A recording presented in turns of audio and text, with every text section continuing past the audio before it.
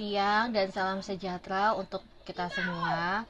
Pada saat ini, perkenankanlah saya, Dwi Yuliana, dengan NIM 22220065 akan memberikan presentasi tentang manajemen operasi guna memenuhi kewajiban saya dalam UAS manajemen operasi. Pada UAS kali ini, judul laporan saya adalah Manajemen Operasional Usaha Nasi dan Mie Goreng Keliling Rombong Biru. Usaha nasi dan mie goreng keliling telah menjadi tren yang terus berkembang di kalangan masyarakat. Dengan harga yang terjangkau dan kepraktisan dalam menjangkau pelanggan di berbagai lokasi, usaha ini menawarkan potensi keuntungan yang menjanjikan. Laporan ini memberikan gambaran menyeluruh tentang manajemen operasi pada usaha nasi dan mie goreng keliling dengan fokus pada efisiensi operasional, pelayanan pelanggan, dan inovasi dalam penyajian menu. Visi dan misi dari usaha ini adalah sebagai berikut. Visinya, menjadi pilihan utama bagi pelanggan dalam penyajian nasi dan mie goreng keliling yang lezat dan menjadikan makanan ini sebagai salah satu kuliner menjelang malam yang dinantikan. Dan misinya, di sini ada 3 poin. Yang pertama, menyajikan nasi dan mie goreng dengan bahan-bahan berkualitas dan diolah secara higienis untuk memberikan makanan terbaik bagi pelanggan. Kedua, menghadirkan kemudahan dengan beroperasi secara keliling dalam menjangkau pelanggan. Dan yang ketiga, menyediakan harga yang terjangkau dengan tetap memperhatikan kualitas dan rasa, sehingga nasi dan mie goreng keliling ini dapat dinikmati oleh berbagai lapisan masyarakat. Sekarang kita akan masuk ke profil usaha ini. Usaha nasi dan mie goreng keliling Rombong Biru. Usaha ini mulai beroperasi sejak tahun 2018, yang operasionalnya memberikan fleksibilitas dan kemudahan mobilitas. Rombong yang digunakan adalah modifikasi rotor atau rombong motor. Kepraktisan dan keberagaman menu makanan mampu menarik pelanggan dari berbagai lapisan masyarakat. Operasionalnya dioperasikan setiap hari pukul 17.30 sampai pukul 23 WIB. Bentuk usaha ini adalah milik perorangan dan pemilik usaha ini adalah Bapak Sugeng yang juga sebagai tukang masak nasi dan mie goreng keliling. Nah, pandemi dan kebijakan pemerintah. Usaha ini sempat terhenti saat pandemi karena kebijakan pemerintah yang saat itu mewajibkan menghindari kontak dengan orang luar. Tetapi pada tahun 2022, usaha ini kembali beroperasi dan berjalan hingga saat ini. Di laporan kali ini, saya ada 5 fokus tentang manajemen operasi. Fokus pertama dalam laporan ini adalah analisis lingkungan bisnis. Fokus kedua, strategi operasional. Ketiga, pelaksanaan pelayanan. Keempat, pengelolaan kualitas dan kebersihan. Dan yang kelima adalah pelaksanaan produksi. Kita akan bahas satu persatu dari 5 fokus ini. Yang pertama, analisis lingkungan bisnis. Di sini ada 2 poin. Poin pertama tentang tren konsumen dan potensi pasar.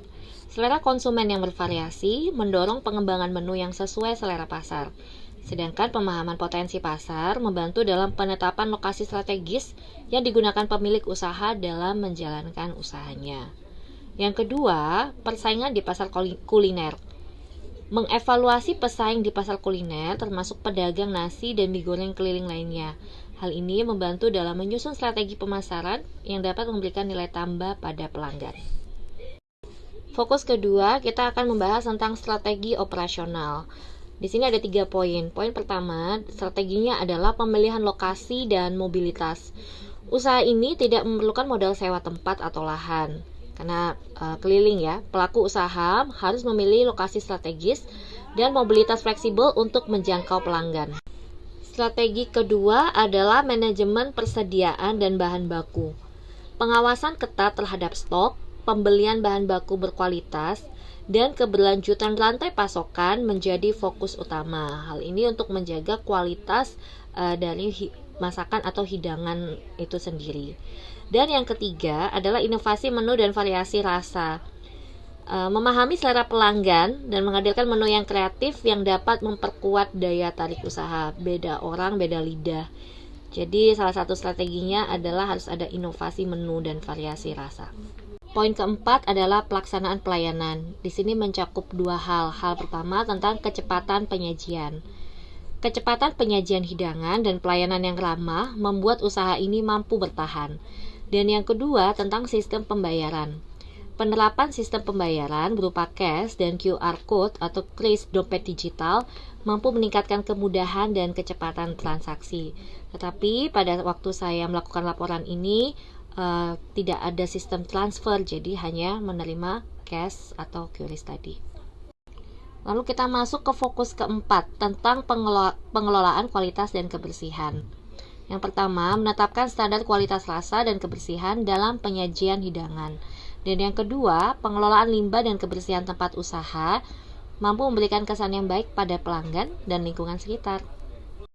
Poin kelima, kita akan membahas tentang pelaksanaan produksi. Setiap harinya, pedagang nasi dan mie goreng keliling Rombong Biru membawa nasi putih siap goreng itu 16 kg, mie telur siap masak 10 kg, sayur sawi sekitar 5 kg, telur 5 kg, bawang merah dan putih 5 kg, minyak goreng 10 liter, dan bumbu-bumbu pelengkap lainnya seperti ayam suwir, acar, kecap, cabai, pembungkus makanan, dan lain-lain. Menurut pedagang, modal yang dibutuhkan setiap hari dalam menjalankan usahanya adalah sekitar 1 juta rupiah. Setiap porsi nasi dan mie goreng yang dijual dibanderol harga Rp14.000. Rata-rata penjualan setiap harinya adalah 120 porsi. Yang berarti omset penjualan dalam satu hari adalah 120 dikalikan 14.000, itu mencapai Rp1.680.000. Dengan demikian, keuntungan harian yang didapat oleh pedagang adalah 1.680 tadi, kita kurangi 1 juta, ketemu Rp680.000. Ini keuntungan satu hari. Saya coba kalkulasi kalau pedagangnya ini rajin, setiap hari dia bekerja non-stop selama 1 bulan, itu gajinya ternyata cukup besar ya teman-teman. Itu bisa 3 kali lipatnya UMR Surabaya dan Jakarta saya rasa. Tapi bukan 3 kali ya saya rasa ya, 4 kali lipat mungkin ya, lebih besar lagi. Selanjutnya kita akan masuk ke foto produksi. Nah, di sini adalah foto-foto di mana teman-teman bisa lihat tentang nasi dan mie goreng Rombong Biru yang saya buat laporan pada saat ini. Kalau teman-teman lihat, persediaan awal dagangannya cukup banyak ya. Yang tadi saya sebutkan nasi 16 kilo itu sebanyak ini ternyata, dan setiap hari itu habis. Lalu yang kedua ada proses memasaknya. Jadi proses memasaknya dengan live cooking, di mana pelanggan bisa melihat caranya dan bumbu-bumbu apa saja yang dimasukkan oleh pedagang ke dalam masakannya. Jadi ini juga sangat berpengaruh pada indera manusia ya, indera kita ya, indera penglihatan, indera pencium, perasa, yang tentunya semuanya akan membantu menggugah selera. Lalu ada proses pengemasan. Di sini pelanggan pun bisa melihat secara langsung proses pengemasannya bagaimana. Lalu di foto selanjutnya, ini saya ada antrean pelanggan. Ini saya ambil sekitar pukul 5:30 sore. Jadi pedagang ini baru buka dan ternyata sudah banyak yang mengantri. Ini adalah bukti-bukti fotonya. Di halaman selanjutnya kita akan masuk ke tentang kesimpulan. Usaha nasi dan mie goreng keliling Rombong Biru mampu bersaing di pasar karena memiliki berbagai macam pilihan menu yang dapat disesuaikan dengan keinginan pelanggan, serta dijual dengan harga yang terjangkau untuk masyarakat. Kesegaran dan kualitas bahan baku merupakan hal yang krusial dalam usaha ini guna mempertahankan mutu dan selera pasar. Kemudian pembayaran yang mengikuti zaman juga membantu pelanggan untuk melakukan transaksi dengan cepat. Salah satu strategi yang menarik dari usaha ini adalah pedagang membeli live cooking seperti yang saya jelaskan sebelumnya pada saat memasak makanannya. Hal ini mampu menambah selera pelanggan karena pelanggan dipengaruhi oleh indera penglihatan, penciuman, dan perasa. Manajemen operasional pada usaha ini melibatkan analisis pasar, strategi operasional yang efisien, dan fokus pada kepuasan pelanggan.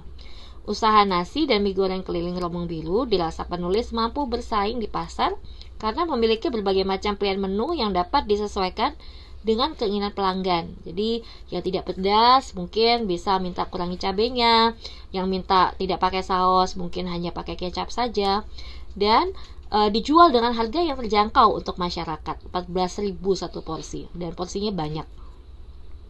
Beberapa tantangan seperti persaingan pasar, berubahnya harga bahan baku, dan proses masaknya yang hanya dilakukan oleh satu orang saja perlu dipikirkan solusinya. dengan menerapkan praktik-praktik terbaik seperti pemeliharaan bahan baku yang berkualitas dan adanya SOP dalam proses memasak, diharapkan menjadikan usaha ini dapat terus berkembang dalam pasar kuliner yang dinamis dan kompetitif. Di halaman terakhir presentasi saya tentang saran. Jadi berikut adalah saran-saran yang saya dapatkan selama membuat laporan. Yang pertama, fokus pada kualitas layanan atau produk, memperhatikan kualitas produk atau layanan, dan selalu memilih kualitas terbaik, dan pastikan semua bahan baku fresh dan higienis. Yang kedua, mengidentifikasi lokasi strategis untuk menjaring pasar. Yang ketiga, mengidentifikasi resiko yang mungkin timbul dan membuat rencana yang efektif untuk resiko tersebut. Resiko yang timbul misalnya pelaku usaha tidak bisa menjalankan usahanya hari itu, mungkin sakit atau ada keperluan sehingga hari itu tidak bisa mendapatkan keuntungan. Yang keempat, sarannya dalam buka usaha ini harus adanya SOP dalam proses memasak, membuat standar cita rasa yang tidak berubah. Dan yang kelima adalah menyiapkan strategi penjualan jika situasi dan kondisi sedang tidak bersahabat. Karena ini rombong keliling, jadi sangat dipengaruhi dengan cuaca. Jadi misalnya cuaca hujan atau adanya kebijakan pemerintah seperti pandemi tadi, itu harus menyiapkan strategi supaya penjualannya tetap berjalan. Dan saran terakhir, selalu memantau dan mengelola keuangan dengan cermat. Perhatikan kas masuk dan keluar selama proses produksi dan penjualan. Ini untuk tidak rugi di masa yang akan datang. Oke, demikian presentasi saya. Mohon maaf jika ada salah-salah kata, dan saya harap semoga presentasi ini dan laporan yang saya buat dapat memberikan wawasan yang baru kepada teman-teman semua. Terima kasih.